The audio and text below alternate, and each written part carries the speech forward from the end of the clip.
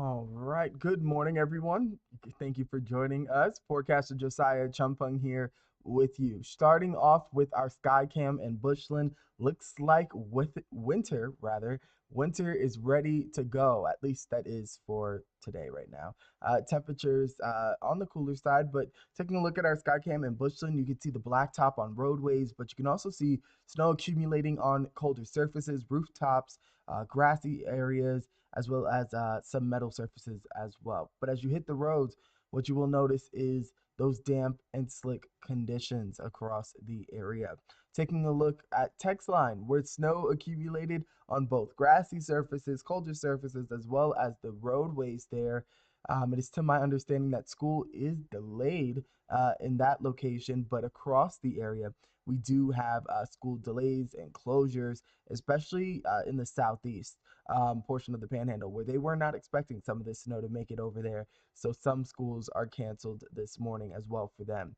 Flipping our view to Paladuro Canyon State Park, where we can see some snowflakes, maybe even some grapple mixing in there, making its way down to the floor there at the canyon. An interesting view for sure. We often talk about the differences in elevation and what impact it can have on the type of precipitation, but it looks like just about that it's still cold enough for some wintry precip down there in the canyon floor. Taking a look at our radar right now, we do see that last gasp of moisture continuing to actually expand over portions of the Oklahoma Panhandle, eastern portions, including Texas and Beaver County there, going from Liberal all the way down through Perryton. You're about to start seeing some snow once again. Borger, Amarillo, Pampa, you're going to tap into some moisture as well down through I-27. So if you're traveling from Amarillo south or even coming inbound to Amarillo, you will experience some snow showers, moderate maybe at best, and that can impact visibility. And then here on the southeast side, we're still dealing with some moisture. Taking a closer look at what's going on here. Again, here on that southeastern side, we still have that last batch of moisture. It's been streaming all day. It was hammering Silverton, continues to shift to the south and east. Memphis, you're still tapping into some moisture as well as Wellington right now. And then a closer look at the communities impacted along I-27, again from Canyon, Tulia, down toward, if you're heading toward Lubbock or coming in from Lubbock or that direction, you're encountering some of those snow showers. And especially if you're traveling along I-40, you're still dealing with that. Taking a look at road conditions, this is not a perfect science. Don't take it as gospel, but what it is trying to calculate and analyze is what conditions are actually making it to the ground and what you're experiencing as you drive. So we see a lot of white here on the map. That's indicated by snow. That's a lot of snow making it to the ground or what you'd be seeing on street level. And then you also have some green mixing in here, probably as temperatures maybe are floating just about freezing or maybe slightly above.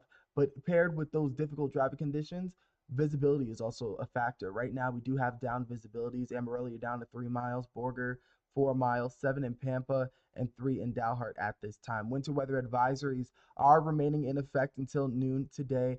Wouldn't be shocked if the National Weather Service did expire some of these northwestern counties a little bit earlier this morning than the expiration date of noon. But regardless, it is supposed to last until noon today. The question is just how much snow did we see? A general trace to about 2 inches or about an inch, a trace to an inch. So forecast held up nicely. However, we did have some pockets of 3 inch amounts, especially here in the southeastern panhandle. I must admit, I was not expecting this area to really cash in on that much snowfall, but the way that the band set up the mesoscale banding, created enough juice for some of these bands to have snowfall rates that produce a lot of snowfall. Again, Silverton radar estimated about 3.4 inches, Dumas 2 inches, Dalhart 2.3. Here in Amarillo, not impressive, but likely. We'll see what the National Weather Service confirms, but we could have had our first measurable snowfall. Vega as well, just shy of about an inch of snow. So overall, a decent amount. What a way to kick off the beginning of what is meteorological winter, which is slightly different from astronomical winter. The difference is one, meteorological winter is pretty much a fancy way of saying climatologists just need a way rather of keeping climatological data in a consistent way because astrological seasons do change quite frequently. The days rather, they bounce around a day or two depending on the Earth's tilt and all that stuff. So a little nerding out for me here, but let's talk about your planner. It's a chance of snow showers this morning as you hit the roads. Temperatures on the cooler side below freezing. Please take your time. Watch out for slick spots. Again, you might be seeing blacktop, but there is that layer of moisture. And granted, our street temperatures are above freezing, and especially with all the movement, that kind of helps disperse the moisture around. But overall, just watch out because all it takes is for a couple of minutes for that water and moisture to sit there, and then all of a sudden it's an ice rink. So just take care of yourselves this morning as you hit the roads. But we'll see temperatures break above freezing about lunchtime and maybe even some parting clouds to make way for some clearing skies. Taking a look at our model today, we see exactly that. Around 3 o'clock or so, we can see the cloud cover continuing to get to disperse and move away from west to east. Heading into tomorrow morning, we'll start off cold, temperatures in the teens and 20s across the area. This tomorrow afternoon, it's going to be a pleasant day. We'll have winds though coming out of the northwest throughout the day as well, but temperatures still expected to hit the upper 40s and lower 50s. Tomorrow night, we do have the electric light parade. So if you are going out there, make sure that you are bundled up. It will be slightly chilly. Temperatures likely to be in the 40s and closing in the 30s just about when people are going on their floats. Taking a look at Saturday morning, there will be a chill in the air with temperatures hovering in the 20s. Now, taking a look at our Climate Prediction Center temperature outlook, over the next 6 to 10 days, they are calling for a 70% chance of above normal temperatures. Now, for all the people who are sick and tired of the cold, looks like we're getting some relief in that way, but it does come at a cost. We've been getting a lot of moisture streaming in from the Pacific, especially along the California coast. A lot of those systems have been shipping their way across, and as a result, what we are noticing is that we do have some lower chances for some moisture to make its way in here, at least for the next 6 to 10 days.